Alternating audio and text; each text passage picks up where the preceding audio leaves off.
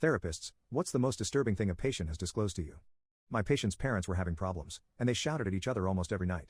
When my patient was 11, she came home to find that everything was normal. No shouting, no throwing things, no nothing. She had a feeling that something was wrong. Her parents were sitting in the living room, not talking. A few hours had passed and still, nothing had happened. Then she realized that her aunt was missing. Alarm shot through her as she remembered that almost every single one of their fights were about her. She sprinted through the door of her room and instinctively went to her parents' room. She got in, not even caring if her parents heard her, and shouted her aunt's name. No answer.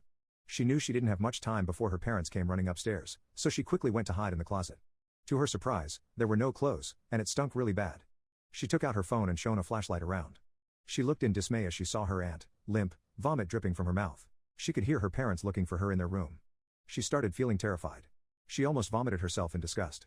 The minute she heard them leave and close the door behind them, with a key, she left the closet slowly, careful not to make any sound, and dragged her aunt to the window. Her aunt was very young, much younger than her mum, and threw her outside.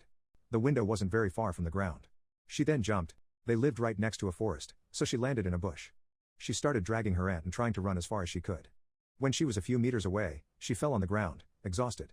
Then, for the first time, she looked back at her aunt. Her heart dropped. Her aunt wasn't breathing, and she had no heartbeat. She was dead.